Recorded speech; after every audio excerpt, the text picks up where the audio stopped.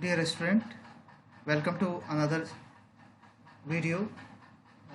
आज हम लोग बिजनेस स्टैटिस्टिक्स चैप्टर का सब्जेक्ट का चैप्टर टाइम सीरीज स्टार्ट करने वाले हैं। काल श्रेणी के समंग, जिसे हिंदी में हम कहेंगे। चलिए शुरुआत करते हैं हमारे चैप्टर की। टाइम सीरीज क्या है, परिभाषा देते हैं इसकी। देखिए, टाइम सीरीज जो है वो काल यानी कि समय को बताने वाली है। तो समय को आधार मानते हुए समय के आधार पर काल श्रेणी में होने वाले परिवर्तनों के कारणों का पता लगाकर उनके प्रभाव को मापना ही काल श्रेणी का विश्लेषण कहलाता है।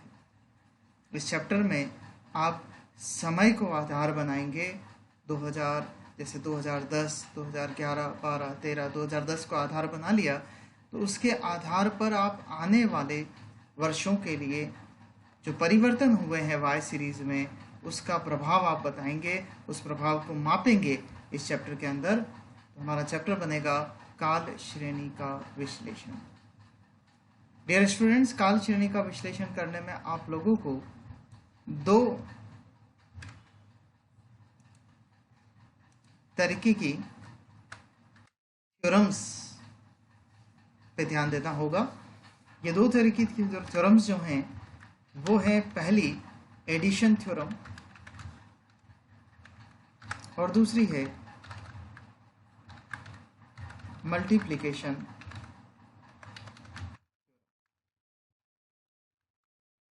इसको समझने के लिए आप लोगों को पहले तो काल श्रेणी के जो घटक दिए गए हैं, फैक्टर्स या कंपोनेंट्स दिए गए हैं, उन घटक को समझना होगा। तो क्या क्या घटक हैं हम लोग चलिए समझते हैं एक एक करके।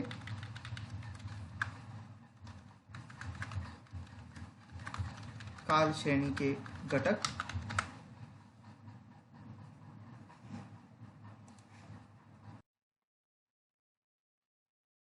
अंग्रेजी में हो जाएगा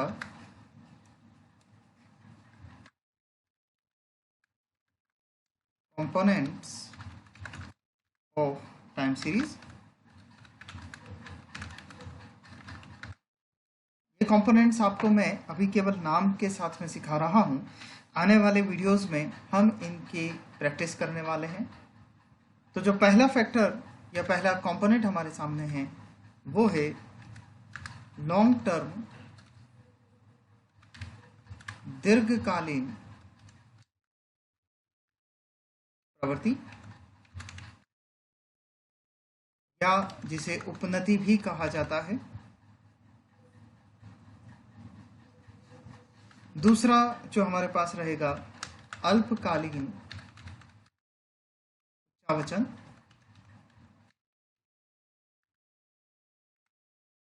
तीसरा जो फैक्टर हमारे पास है वो है चक्रीय उच्चावचन। और चौथा है अनियमित उच्चावचन।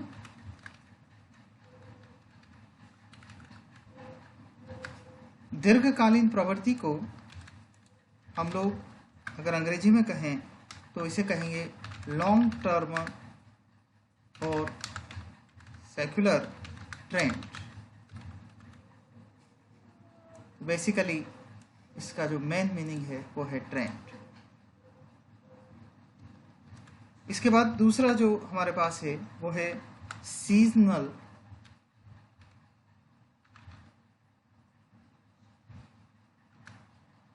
और शॉर्ट टर्म फ्लक्चुएशंस। हिंदी में अल्पकालीन या मौसमी जिसे हम कह सकते हैं। इसके बाद में चक्रीय उच्चावचन का अंग्रेजी अनुवाद हो जाएगा साइक्लिकल फ्लक्चुएशंस।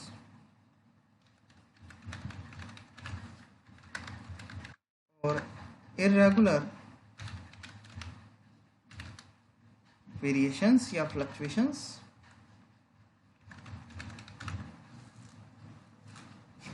तो चार जो घटक आपके सामने लिखे हुए हैं उसमें सबसे पहला ट्रेंड ले लेते हैं, दूसरा सीजनल वेरिएशन या सीजनल फ्लक्चुएशंस, तीसरा साइक्लिकल सी जिसे हम डिनोट करेंगे, और इररेगुलर फ्लक्चुएशंस जिसको हम आई से डिनोट करेंगे। तो मैंने आपको ऊपर बताया था कि दो तरीके की थ्योरम्स आप लोगों को पढ़नी होती है। एडिशन थ्योरम जिसके अंदर आप लोगों को देखना होगा, इफेक्ट देखना होगा y सीरीज पर, y इक्वल्स टू, हम 4 कंपोनेंट्स किसी सीरीज के देखेंगे समय को आधार बनाते हुए। पहला जो कंपोनेंट आपके सामने है वो है t प्लस s, दूसरा seasonal plus cyclical plus irregular variation. जब आप मल्टीप्लिकेशन थ्योरम की बात कर रहे हैं तो y सीरीज पर इफेक्ट इन चारों का मल्टीप्लिकेशन के साथ होगा, t इंटू एस इंटू सी इंटू आई।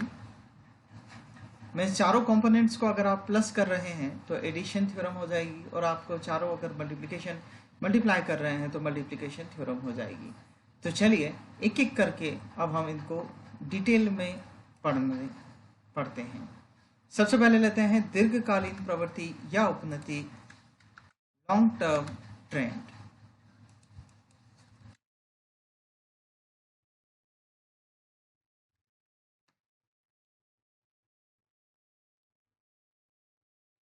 यदि प्रश्न में कहा जाए ट्रेंड निकालिए, प्रवृत्ति निकालिए, तो आपको इसे कैलकुलेट करना है। मेथड्स की बात करते हैं। दीर्घकालीन प्रवृत्ति को ज्ञात करने में हमारे पास जो पहला मेथड है वो है मुक्त हस्त वक्र, जिसे आप अंग्रेजी में फ्री हैंड कर्व मेथड कहेंगे। दूसरा है चयनित बिंदु रीति,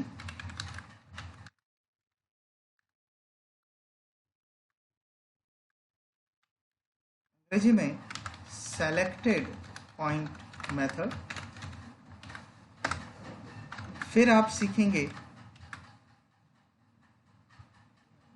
अर्ध माध्य रीति,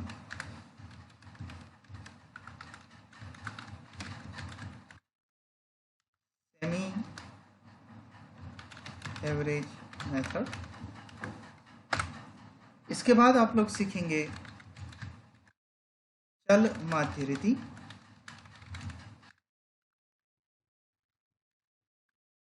टाइम सीरीज चैप्टर का एक बहुत ही important concept moving average method. इसके पश्चात आप सीखेंगे न्यूनतम वर्ग रीति,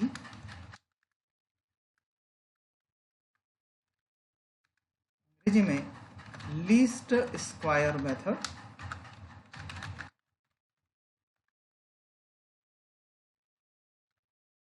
तो इसमें से प्रारंभिक जो 3 हैं ये ग्राफिकल मेथड है, इससे आपको ग्राफ में सीखना होगा। और नेक्स्ट जो 2 हैं चल माध्य और न्यूनतम वर्ग रीति, ये पहले कैलकुलेशन आपको करना होगा, उसके बाद आप चाहें तो ग्राफ में इसको प्लॉट भी कर सकते हैं। तो 5 मेथड हमारे पास हैं। चलिए इसमें से लॉन्ग टर्म ट्रेंड को ज्ञात करने के लिए सबसे पहले मेथड को हम लोग लेते हैं मुक्त हस्त वक्र रीति से हम लोग कैसे ट्रेंड की गणना करेंगे। इस पर एक प्रैक्टिकल क्वेश्चन करके देखते हैं, और जिसकी मदद से हम ट्रेंड कैलकुलेशन कैसे होगी वो मैं आपको भी सिखाता हूँ। पहले तो हमें एक क्वेश्चन चाहिएगा ट्रेंड ज्ञात करने के लिए। देखिए आपकी स्क्रीन पे मैं एक क्वेश्चन टाइप कर रहा हूँ। From the following data fit a secular trend by freehand curve method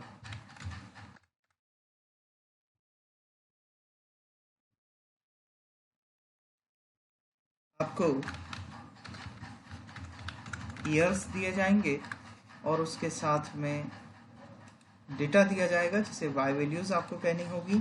तो पहला ईयर्स होंगे और दूसरा प्रोडक्शन यानी कि y सीरीज हमारे पास होगी। ईयर का इफेक्ट हमें वाई सीरीज पर बताना है। 2011 से चालू किया है, 2012, 13, 14, 15, 16, 17 और वाई सीरीज का डेटा हमारे पास है 20, 22, 24, 21, 23, 25, 23, 26 और 25। इस सीरीज की हेल्प से हम लोग पहले मेथड को सॉल्व करेंगे फ्री हैंड कर्व मेथड से। तो देखिए सॉल्यूशन कैसे होगा। आपको ग्राफ प्लॉटिंग करनी है।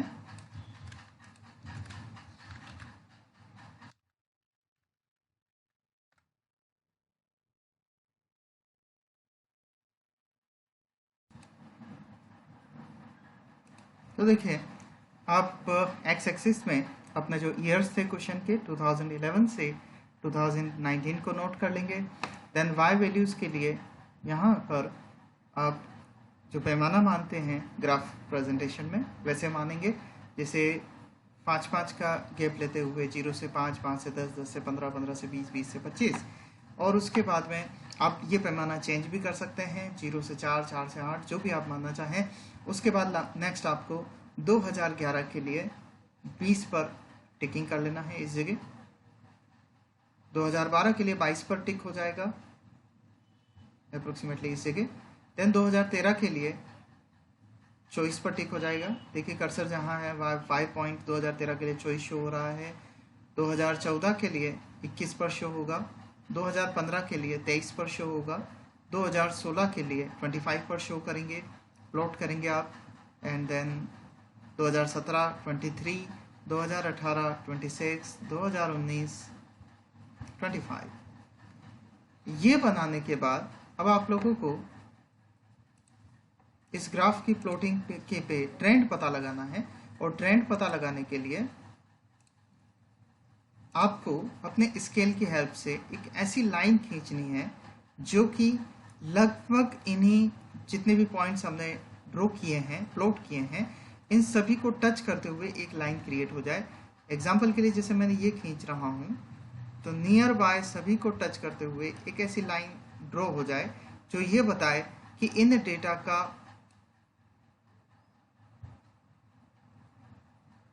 जो ट्रेंड है वो कहाँ है, किस तरीके का है।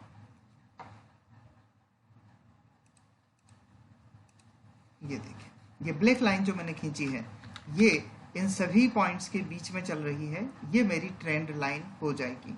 इस तरह से आप लोग अपना पहला free hand curve method cover करेंगे। चलिए चलते हैं नेक्स्ट मेथड के ऊपर। अगर हमें ये प्रश्न में कहा जाए कि चयनित बिंदु रीति का उपयोग करते हुए आप लोग ग्राफ बनाइए, ट्रेंड पता लगाइए, तो चलिए चलते हैं दूसरे मेथड पर, चयनित बिंदु रीति। क्वेश्चन वही ले लेते हैं, ग्राफिकल प्रेजेंटेशन हो जाएगा उसकी मदद से। From the following data calculate trend by selected point method.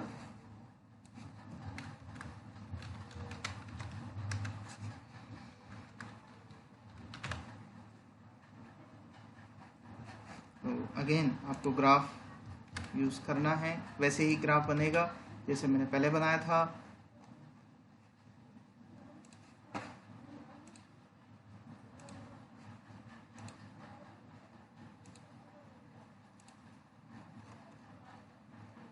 Graph present मैंने कर दिया और अब इस ग्राफ में आप लोग सेलेक्ट करेंगे पॉइंट। जनरली ये सिलेक्शन आपको स्टार्टिंग से सेकंड पॉइंट और लास्ट का सेकंड लास्ट पॉइंट जो होगा आप उसे सेलेक्ट कर लेंगे। मीन्स 2012 का जो 22 पॉइंट है वो पॉइंट स्केल यहाँ रखेंगे और इसको मिलाएंगे 2018 के डेटा 26 के साथ इस जगह को। तो आप एक लाइन खींच लेंगे 2012 इस जगह था, यहाँ से एक लाइन खींचते हुए 2018 का 26 को मिला देंगे।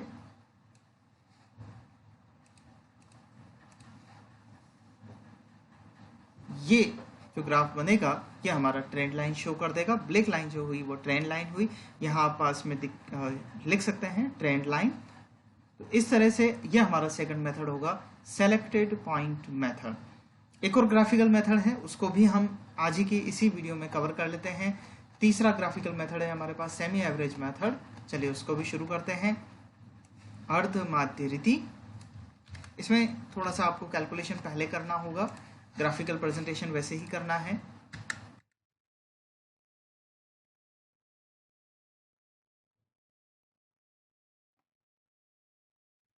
क्वेश्चन वही ले लेते हैं।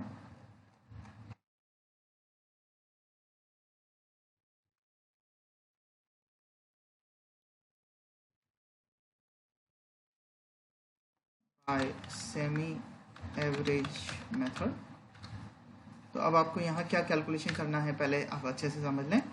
इसको नॉर्मल में कन्वर्ट कर लेता हूँ, जस्ट अ मिनट। देखिए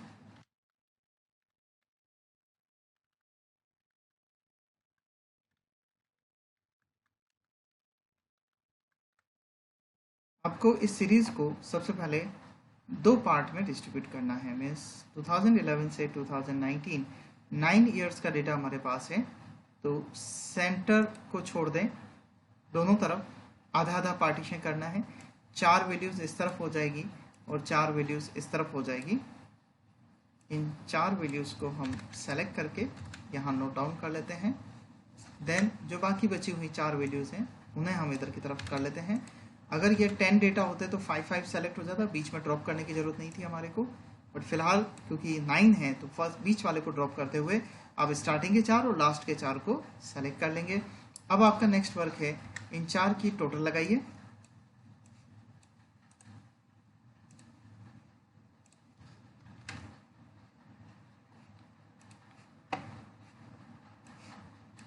+20 +22 +24 +21 इट इज 87।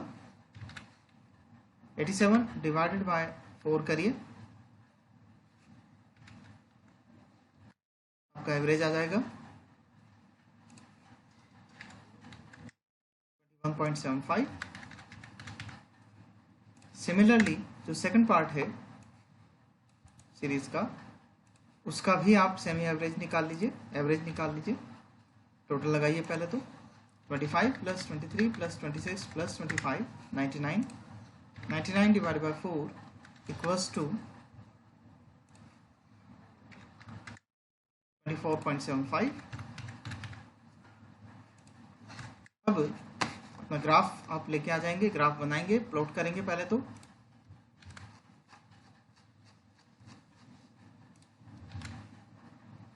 ग्राफ प्लॉटिंग के बाद में देखिए यहाँ पर 2011, 12, 13, 14 4 ईयर है। तो सेंटर पॉइंट जो हुआ वो 2012-13 के बीच में हुआ और 12-13 के बीच में हमारा जो एवरेज आया हुआ है 21.75 है।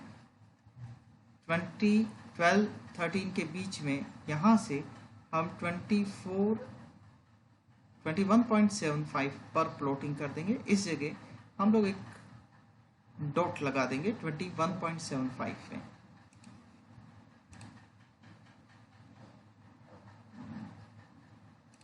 मैं गोले से बना देता हूँ। 2012-13 के बीच में आप इस जगह एक प्लॉट कर देंगे। ऐसे ही 2017-18 के बीच में 24.75 17-18 के बीच में आप ऊपर लाके 24.75 जहां भी आ रहा होगा उस जगह आप अपना एक डॉट बना देंगे, प्लॉट कर देंगे। अब इन दोनों को मिलाते हुए आप एक स्ट्रेट लाइन ड्रॉ कर देंगे।